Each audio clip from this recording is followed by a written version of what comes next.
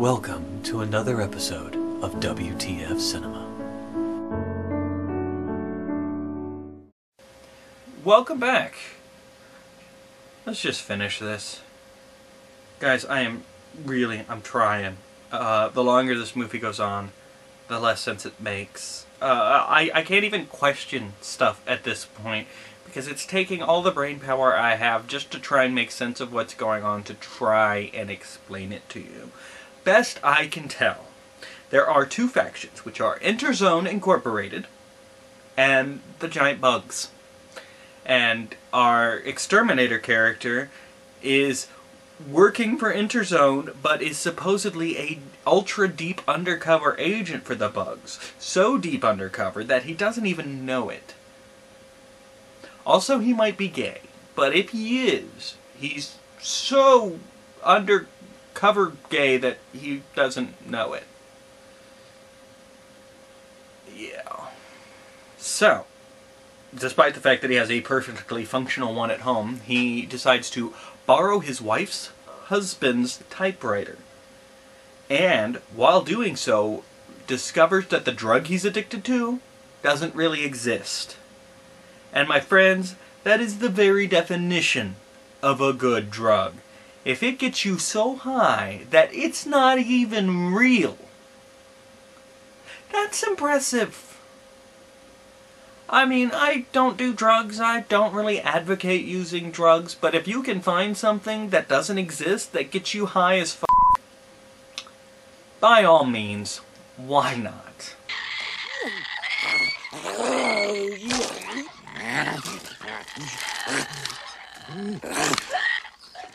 So that night, his typewriter kills the guest typewriter and tells him that he has to go seduce his wife.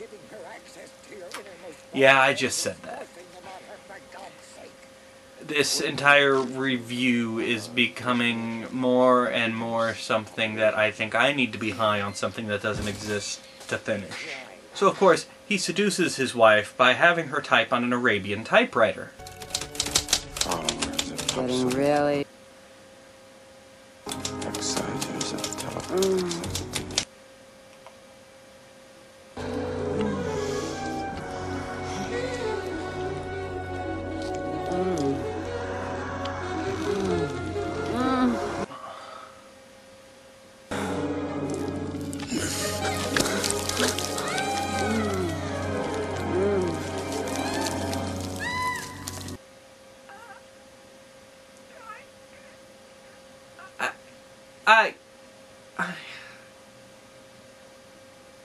Wow. I think perhaps this entire movie was created just so we can have images like that. That's just disturbing, really. Then he goes back home and has a very long conversation with his typewriter, which reveals to him that he was in fact programmed to kill his wife from the very beginning, and that the William Tell incident was not an accident. He was programmed to kill her because she was secretly a centipede. And right there is where this review almost stopped. I'm not kidding. I wrote that sentence down and couldn't watch anymore. I went to go watch something else for a while and was trying to figure out how to get out of finishing this movie for WTF Cinema. But you know what? I am stronger than any movie. No movie is going to beat me. I started this, and we're going to end it together. Oh yes. You're stuck with this too, unless you, close the window browser or something. But please don't. Don't leave me alone with this movie. So his friends find him, and it turns out that most of what we've been seeing have been hallucinations. I know, I was shocked too. You mean this stuff isn't real? How could that be? But here's the thing, it's never really revealed to us how much of it is hallucinations, when it began, how it began, is it still a hallucination now? And by the way, we're at like the halfway point of the movie. And it doesn't get any more sane except for this tiny little window right here. So, is the rest of the movie also a hallucination? And how much of it is a hallucination? How much of it is real? He's now having an affair with his wife. Who was he killed? How much of that is real? And if any of it's real, how? And what about these giant talking bugs? We can assume they're hallucinations, right? Except they're the point of the entire movie. Anyway, while he's been high as a kite, shoving every known drug in the world inside of him, he's been writing all these little reports about the stuff that happens and mailing them to his friend, who showed them to a publisher, and now it's going to become a book called Naked Lunch. He just has to keep writing. Now, after revealing all of this and getting him back on track, his friends leave. Wow, these are really good friends. This guy has, like, every drug problem in the world, and you dry him out for 5 seconds and then go, cool, he's good, let's leave him with this giant bag of drugs and go home and let him keep writing. Wow! I wish I had friends like that. Friends who cared for about 5 seconds about my well-being. That's just glorious. Now, his typewriter was stolen as retribution for it eating the other guy's typewriter. So he takes the broken typewriter to get it fixed so he can keep writing. And when he takes it to get repaired, what he gets back is...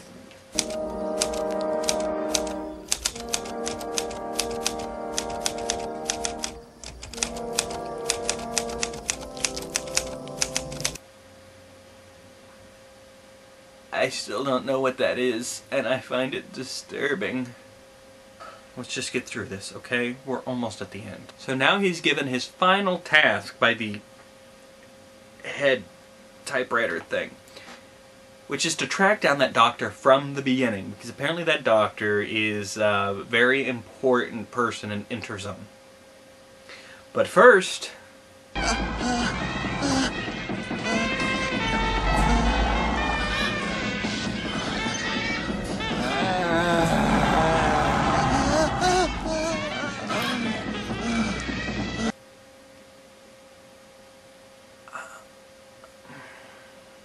Catalogued with painstaking accuracy.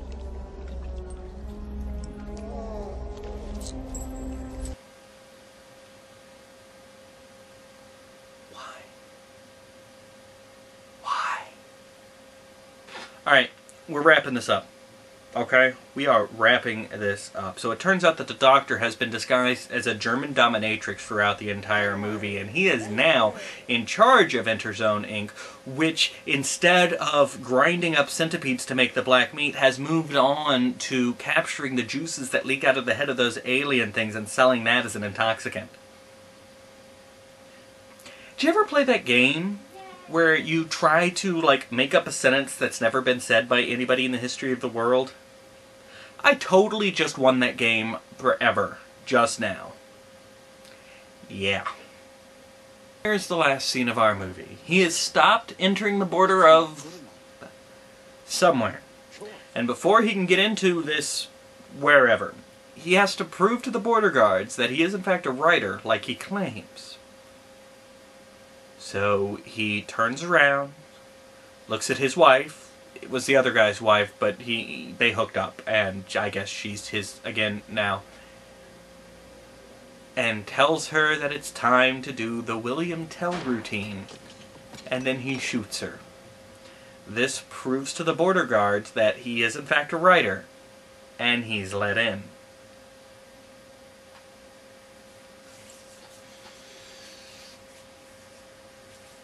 See, here's the thing about Naked Lunch. I don't really need to ask a lot of questions. I don't really need to point out to you guys the stuff that doesn't make sense, because really all I have to do is go, there's the movie. Because if you don't understand that shooting his not wife in the head doesn't prove he's a writer, then I don't want you as a fan. If I need to actually explain to you the ways that doesn't make sense, I don't want you watching this. Seriously. Don't tell your friends, and don't ever look at this again. I would rather have 10 people watching with a modicum of intelligence than a million morons. It's kind of how I roll. I honestly don't think this movie was supposed to make sense. From what I understand, this movie is an amalgamation of the actual book Naked Lunch and the life story of the writer who wrote the book. Although I have a hard time believing that the writer's true life story involved giant bugs. Although,